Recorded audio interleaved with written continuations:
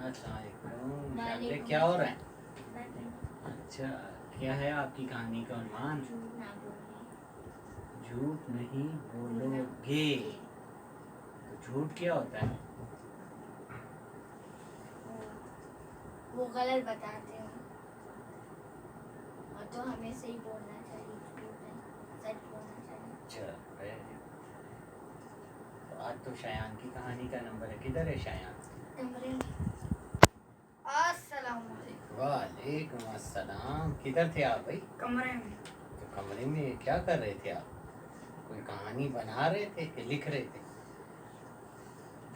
तो आज कौन सी कहानी? आज शायान देखें कौन सी कहानी तलाश करके लाया। बकरा और भेड़िया। आज की कहानी का हमारा उन्वान है बकरी और भेड़िया।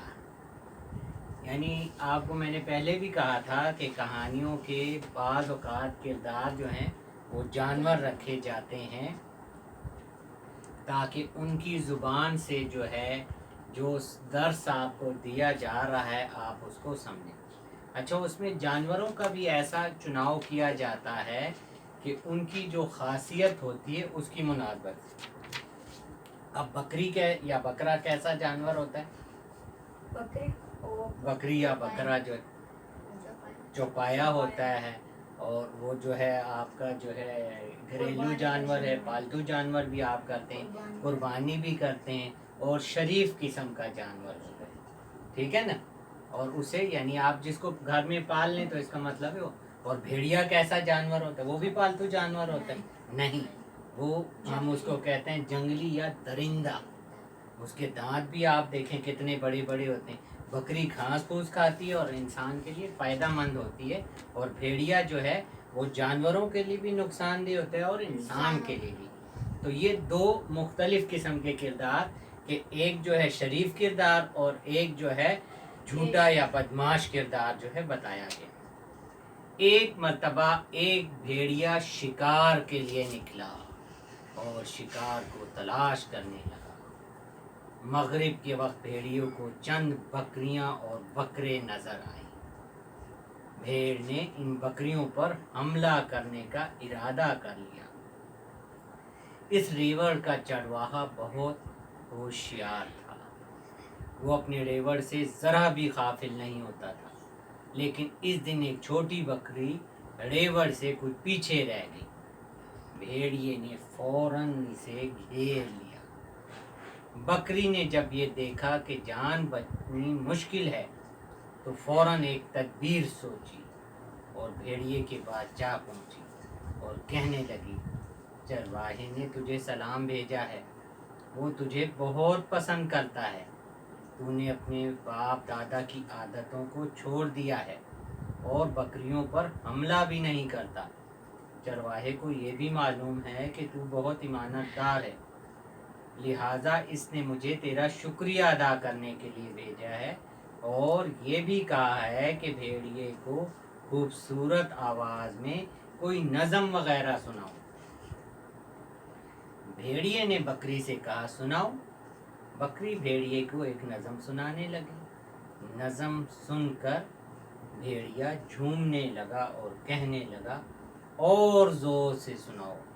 बकरी और ज़ोर से सुनाने लगी, जानवर खुश खुश रहते हैं, भेड़िए कुछ नहीं कहते हैं, सब हंसते खेलते रहते हैं और भेड़िए कुछ नहीं कहते हैं।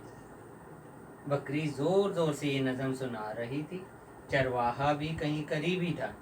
इसने जब ये अल्फाज सुने तो समझ गया कि बकरी को खतरा है, लिहाजा फौरन अपने कुल्हाड़ा लेकर पहुंचा। चरवाहे को आता देखकर भेड़िए को जान बचाकर भागना पड़ा। बड़ी मुश्किल से जान बचाकर निकल सका। अपने घर पहुंचा और खुद से कहने लगा, ए जाहिल, अहमक, कहीं भेड़िए भी नज़में सुनते हैं? क्या तेरे बड़ों ने कभी कोई नज़म सुनी है? अगर आज तू सुनते सुनाने में मशगूल न होता तो हरगिज़ शिकार तुझसे बचकर न जाता और तू भूखा न रहता। बच्चों, बकरी को इतनी परेशानी और मुसीबत क्यों पेश आई? क्योंकि उसने रेवड़ का साथ छोड़ दिया था और अकेली घूमती फिर रही थी। इसलिए हमारे नबी करीम सल्लल्लाहु अलैहि वसल्लम ने इरशाद फरमाया, अकेली बकरी को भेड़िया खा जाता है। ठीक है ना? ये तो बकरी को भेड़िया खा जाता है, और इंसानों का भेड़िया कौन है? शैतान। अकेले शख्स को जल्दी गुमराह करता है। तुम लोग जमात को जरूरी समझो। इसीलिए हमें अकेले नहीं रहना चाहिए। हम जो है अगर घर में भी नमाज पढ़ें तो जमात के साथ, स्कूल भी जाएं तो अपने साथियों के साथ रहा करें। अकेले और अपनी राय से कोई काम ना करें।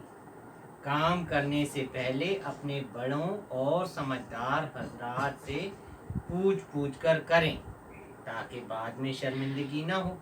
और अगर खुदा न खास्ता कभी ऐसा मामला हमारे साथ भी हो जाए तो जिसमें अपनी जान और माल का नुकसान होता नज़र आए, तो फिर भी अपने होश ठिकाने रखें, घबराएं नहीं, बल्कि दिल ही दिल में किससे मदद तलब करें?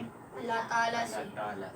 और दिमाग को तेज़ी से काम में लाएं, दिमाग की बत्ती रोशन करें कि किस तरह इस मुश्किल से निजात हासिल की जाए।